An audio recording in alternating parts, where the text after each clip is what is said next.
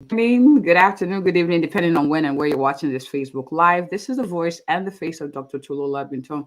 I'm the CEO and co-founder of Living Spring Family Medical Center here in the, as always, amazing city of Mansfield, Texas, not too far from Dallas, where we help our patients live long and well because we believe the quality of life is just as important as the quantity of life. If you are watching with us live, hashtag live. If you're watching with us, hashtag replay. It's not too late to invite your friends as we're talking about using the power of the anti-inflammatory diet to live and feel better. And of course, you can share this live with them as well so people can watch and be blessed by this. I'm really excited to be doing this Facebook Live on the power of food and how we can use that to actually live and feel better. So in a way, use food as medicine. And I'm happy to bring back a return guest of ours, Dr. Brittany Panico. She's backstage waiting for us. And she will be answering questions with us today. So I'm going to pull her back.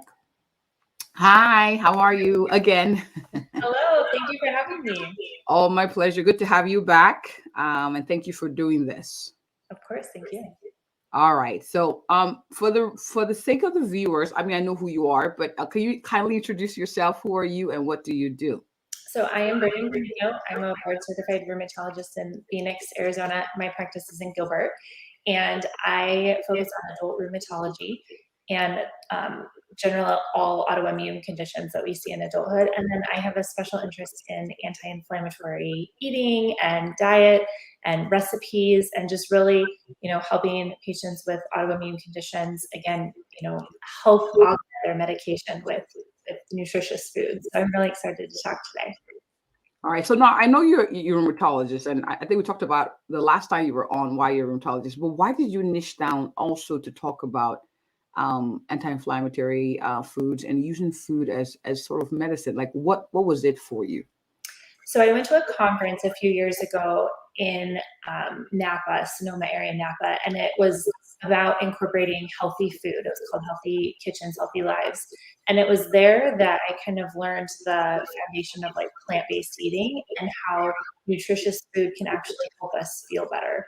And really the power of like what we put in our body reflects how we feel. And that all relates to the gut microbiome and again, the setting up the nutritional aspects of the foods that we're eating. So that really was like an aha moment for me where I realized food can actually make things better. It can make things worse too. And of course, incorporating all of that into the science and practice with obesity medicine and arthritis, and again, our immune system regulation. Awesome, awesome. I love it. I'm glad that there are more and more conferences like that where they're teaching the importance of leveraging food as medicine. Now, let's talk because the word inflammation is thrown out a lot, but let's talk specifically about anti-inflammatory diet. What exactly does that mean, and how does it help our bodies? So you're right. Inflammation is a very big word, and the way we use it is important. So when we think about food causing inflammation, it's mostly the chemicals, the processed chemicals that we eat. Our gut bacteria don't really know what to do with that. So they try to digest those foods, but in turn cause more inflammatory chemicals to be released. And when we do that over and over and over the course of months, years, our lifetime, that can, in a sense, just spark more triggers or downstream effects of inflammatory things. Again, like obesity, like diabetes, like arthritis, and potentially autoimmune conditions. And then, of course, we also understand celiac that's in our gut. So that's one foundational that we could realize. Okay. All right. Very good. And so let's talk now specifics. What are common foods that actually cause inflammation? I want us to be as specific as possible, so we are aware. This is what I call informed consent. So it's good. I mean, I don't get me wrong. I do eat some foods that are pro-inflammatory, so they can make inflammation happen. They're delicious, but I know when I eat them, like I know what I'm doing. So let's talk. What are foods that cause inflammation and should actually be avoided in an anti-inflammatory diet? So an anti-inflammatory diet is really about identifying what foods trigger your body as an individual. So that can vary from person to person, but the big culprits, the thing that everybody I think will all agree on, is processed sugar and refined carbohydrates. So high fructose corn syrup, right? That's in everything. But again, it's more the context of how often we're introducing that into our body and in what other chemical forms. So all the processed packaged foods that we eat, particularly grain products and preserved products, can impact inflammation and be considered inflammatory. And then for some people, it can be things like dairy. So depending on, again, if you're more lactose intolerant, dairy can cause a lot of inflammation. So for some people, it's particular types of foods, but across the board, it's refined sugar and then carbohydrates. You know, there's high corn fructose syrup in ketchup. It's in It's in ketchup. Man, I was. all of those things. You know, and for those of you watching, you know, we're not here to be like, oh, let's not enjoy life. We're here to say, let's know what we're putting in our bodies and see if by changing that, we save ourselves from some medications, we increase how long we live and how well we live. So the trade-off is worth it. That's the whole idea. And so be encouraged. Go ahead. Right. We talk in medicine about a lot of things. You can overdo it or you can cut it out completely. Those two extremes are difficult, right? But it's in the middle and what seems to trigger you to feel a certain way. And the most common thing that we can identify is bloating, stomach cramping, whether or not you have irregular bowel movements. Sometimes for people, it's headaches. Like there are certain sugar substitute products, like in mints or other, kind of candy type products that can trigger headaches for people. So it's really about what causes the symptom in your body. Your body has a way of telling you what's working and what's not working. Okay, I have a caveat to that. I know I have patients who are like, oh, well, I ate some greens and I felt bloated. What do you say to that? Because I've seen patients say, I started eating veggies like you said, and I'm farting a lot, and I feel a little bloated. What would you say to that person who's like almost like I don't think I want to try this because it's making me feel this way, but we know that these foods are good for them? What would you say to that? So initially that feeling can be related to fiber. So insoluble fiber can make us feel bloated. And it's resetting that bacteria in your digestive tract to understand what you're putting in your body. So if you're somebody who doesn't eat a lot of those products like cauliflower or kale or greens, like you mentioned, and all of a sudden now you're eating a salad every day, it's going to take a couple weeks to reset that bacteria to recognize what you're putting in your body. But the healthy foods, the foods that you recognize what they are when they are grown, when they come out of the ground, that is going to be much more nutritionally beneficial for you than processed or refined food. So again, it's understanding the components of that, right? Is this a real product that my body needs to relearn how to digest because I haven't been eating it? Or is this a modified product that my body doesn't know how to digest and I'm forcing it to digest? So that bloating feeling, even though we associate that with like a fullness or our clothes feel tight or we're passing more gas, it's actually the fiber working through our digestive system to do what it's meant to do. And we have to, again, kind of relearn what that means, and it eventually will get better. Okay, awesome. So I like it. So you heard it, doc. Be patient. Give it time. Your body's like, whoa, what are we doing? But give it time to adjust. So I love that. Now let's talk on specific foods. And then after that, I want to hear some of your success stories, like what patients have been able to accomplish, based on just changing their diet. So, but first, before we get there, are there specific foods that have anti-inflammatory properties and should be included in our diet intentionally? I know we touched on it a little bit, but I want us to, talk about it specifically. Yeah. So again, this is variable depending on person to person. So of course, taking into consideration allergies, but typically foods, again, that you can recognize what they are, the way they were grown. So when we think about berries are very high in antioxidants and flavonoids. So colorful things like blueberries, strawberries, raspberries, things like that. And those in moderation, of course, because fruit is converted into sugar, which is converted into carbohydrate and stored. So if you're a diabetic or somebody who's pre-diabetic, you want to watch your sugar intake, even though that's real natural sugar. It's sugar. Vegetables, the brighter color of the vegetables, bell peppers are red, orange, bright colors. Again, things like cauliflower, even though it's white, it's still very healthy. Broccoli is a superfood. I don't think there's anybody who will argue the nutritional value of broccoli and spinach.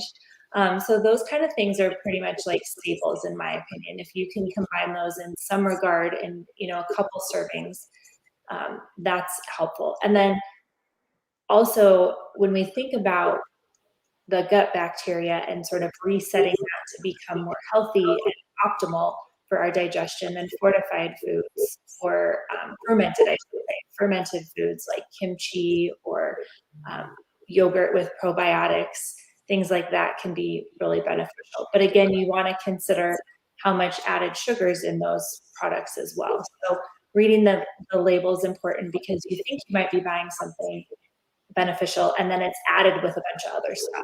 So if you can make it at home, that's great. I know some people, prefer to make yogurt at home, but again, these things are doable even in a busy household. I do a series where I talk about recipes that you can help, your kids can help you with, that are easy for busy families. So it does not have to be anything fancy. You just want to really narrow down, again, is it better to have, like, let's say half of a bell pepper and combine that with maybe another vegetable, some lean meat, versus a potato that's primarily carbohydrates and a piece of meat? The vegetables is better for you. Awesome. And you know what? That's just giving me an idea for a topic that we could do later. Maybe cooking with you, or like recipes, like less than 10 minutes, less than 15 minutes, less than 30 minutes recipes, because I'm sure, of course, the mind is already going off like, oh my God, make your own yogurt. Are you kidding me? And so the fear of, where will I have the time to eat all this healthy food? But as we start to understand what we're putting in our bodies, then we start to recognize things that we should add on fresh and snack on and incorporate in our daily routine or weekly routine, even with the kids and the family. One of the things I always like to say, growing up, we're used to, hey, eat your vegetables, boy, here's a good job, here's candy. What if we reverse that and say, here's a baby carrot. I'm so proud of you for doing that. I think that would help the narrative. So be encouraged for those of you who are watching. All right. Thanks, Doc. Next question. Can you give us examples of success stories, like patients who have tried some of the things we're talking about here, the anti-inflammatory diet, and maybe a time course, so people don't think that, I start eating vegetables today and then tomorrow it's like, voila. Can you give us examples of success stories of people you work with? Why Yes, this is worth it? So right off the top, when I had, celiac comes to mind. So when you test positive for celiac antibodies, you truly do have a reaction to gluten. So that is, first and foremost, is becoming gluten-free. But some people find that even if they have a sensitivity to gluten, they can feel much better. So I have patients who have arthritis who come in with joint pain and will cut out things like gluten and start to actually feel less. So again, it's individual. And then dairy is a big one. I had a patient just the other day. She has rheumatoid arthritis and is doing really well on medication, but she was adjusting her diet and came in and said, I've just been feeling more stiff, but I don't think my RA is more active. I don't want to add more medication just yet. Like, can we talk about what else it could be? And I was so glad for that conversation, because usually with inflammatory arthritis, we think, okay, well, we have to get it under control. We need more medication. But she really wanted to focus on her diet and what else might be pain. So she said, yeah, I've been having more dairy lately. I'm trying to increase my calcium, and I've been eating yogurt and cereal. And I think the milk might be causing it. And I said, well, that's a great idea. Let's cut it out for 2 weeks and see how you feel, or decrease it significantly and see how you feel. You can even as little as 2 weeks. So I was sitting there thinking, man, I've been feeling more sick too. Typing all day is really bothering me. I have tendinitis in my elbow that keeps flaring. And I've been eating cereal lately. So of course, okay, you do it, I'll do it with you. I'll cut out my cereal, we'll do it together. Sure enough, within, a week or two, by decreasing dairy consumption, I personally noticed a change. I haven't heard back from her yet, but something as simple as is what I can do myself to help demonstrate to my patient, right, that it actually does change things. And I think one of the biggest things too that you sort of alluded to, but I think as parents, we notice when our kids are not eating healthy, when they're eating a lot of snack foods, their attitudes might be different. They might have trouble sleeping. So pay attention in your own family. Like, did you change something with your kids are eating? Are they acting different? Because that's a really easy thing to see too, the impact of food and our behavior and how, tired we feel, things like that affect us. And then of course, how food affects your bowel movements and things like that. So those are just a few examples that I've noticed recently. And then again, psoriatic has a very high sort of relationship with food and the activity of psoriasis, that skin rash.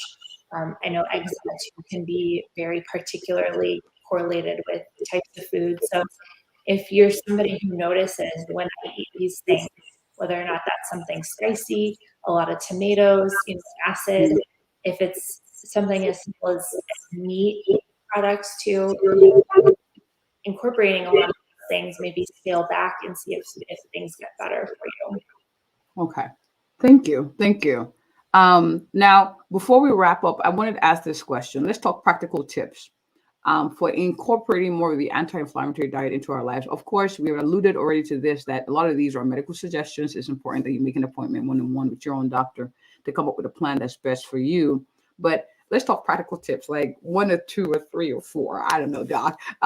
When you have the hiccups, I call them hiccups because they're constraints or they're challenges to implementing these things. Like, okay, yes, doc, I heard you. I want to do better. Help me. What would you say, doc? So I think the first thing that I would say is plan your trips to the grocery store. Make a list of things that you want to buy and sort of have recipes in mind. So you're not just blindly shopping across all sections of the grocery store. It's really easy to walk down the chip aisle and grab a few bags, right? We all do that. And so when you make a list and you're really intentional about what you're going to the store to purchase, I think that's where we can really hone in and say, okay, I'm going to have, I'm setting this up. I'm going to follow this plan for this amount of time and try it. And it does become a lot easier. One of my favorite swaps, speaking of chips, is swapping nuts like almonds or cashews or something if you like the salt, swapping that for chips. So instead of having, sitting down and having a bag of chips, incorporate some almonds or some nuts into your diet. And then, of course, if you're somebody who loves fruit, seasonal fruit, spend time learning what's in season and what's in the grocery store. If you plan to buy blueberries and the blueberries don't look good to you when you go to the store, don't focus and say, okay, I have to eat these even though they don't look good this time. You can buy strawberries or something else that looks better, and you're still having that, that berry impact for your nutrition. And then, of course, with lettuce, one of my sort of favorite hacks is buying the mixed greens rather than buying romaine by itself. I know it can be a little bit more expensive to buy the mixed bag of these, but the nutritional range that you're going to get from those different greens is going to be better in the long term than like your iceberg lettuce or your romaine that don't have as many nutrients per bite, basically. And then also paying attention to portion size. I think a lot of us waste a lot of food, myself included. And so when you shop, being intentional, again, I'm going to use this for this meal or this, recipe, rather than just, oh, I need some of this, some of this, some of this, and you buy too much and then you end up wasting it because you're not using it fast enough. I love it. You know what I heard? The first thing you said, don't be spontaneous when it comes to grocery shopping. That's what I heard. I heard that message loud and clear. So thank you. Can't be spontaneous. No. I'll do it. And, I'm guilty of it too. I make my list and then certain things look look good, right? But if you're going to be spontaneous in the produce section. Invest your money in produce rather than snack foods, because per ounce, the snack foods are more expensive, and there's no nutritional value. I know everybody will say Oreos are gluten-free. They are, but there's zero nutrition in Oreos versus, again, a handful of berries, mixed berries or fruit. That's going to benefit your body so much more over the long term. Yes, I love it. I love it. So we have a question from one of our viewers. Hi, Mercy. Thank you for asking this question. She says, hello, can you also talk about tomatoes, nightshades as inflammatory, and if cooked versus raw makes a difference? What would you say to that, Doc? That's a great question. And I get asked that a lot in terms of like rheumatoid arthritis, because I know that's out there, that nightshades are inflammatory. And it's true. For some people, you might notice that they are. I had a patient before who had mouth blisters. She was a taste tester for farming products for agriculture, and she would eat acidic fruits all day, and it was very inflammatory for her. So if you feel that those certain types of foods cause a feeling in your body, then yes, they are inflammatory. And it's also the amount, right? If we eat tomato sauce and then we have a salad with tomatoes, and then we eat tomatoes, again in another way, and you're just eating a lot of tomato, that can be irritating to your body. So if it's the little cherry tomatoes and you maybe have 3 in a salad, that's still helpful, that's still beneficial, but you're not overdoing that acidic component of the tomato. And then some people do find that cooking or steaming helps on that rawness. I think when we talk about, fiber and the impact of fiber, so like eggplant, for example, not many people are going to eat a raw eggplant versus a cooked eggplant. It's much more appetizing. So it sort of depends, again, on your food preferences. I know some people who would never touch raw broccoli, but love it steamed or sauteed or baked. So it kind of depends on your own personal preference, but the inflammatoriness of the product is really the reaction that you feel. So if you have tried raw versus cooked and you notice a difference, then listen to that signal in your body. And it might take multiple times. It might take some practice being into I'm only going to change these things for a week and see what happens. I'm going to eat raw for a week and eat cooked for a week and see if I notice a difference. Okay, very good. Thank you. That was a very good answer to the question. And so just to wrap up, Doc, I have someone who's watching, or a few, more than one person who's watching, who's like, yes, Doc, this sounds good. I feel a little overwhelmed. I don't know, where to even begin. What would you say to encourage that person to make the next step forward towards, perhaps imbibing an anti-inflammatory diet, or at least considering it? How would you encourage that person today, Doc? I would say don't give up. It's okay to feel overwhelmed, especially with big food changes. And it's not, I don't want to think about, or I at least don't talk about an anti-inflammatory diet as a diet. You're not putting yourself on a restriction. You're opening up a whole new world of things you haven't explored yet. And it's really exciting to think, okay, if I make these really small changes a little bit at a time, how is that going to impact the way that I feel?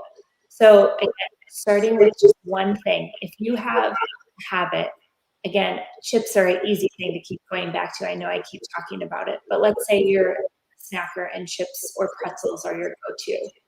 Swap out one serving a week to start with.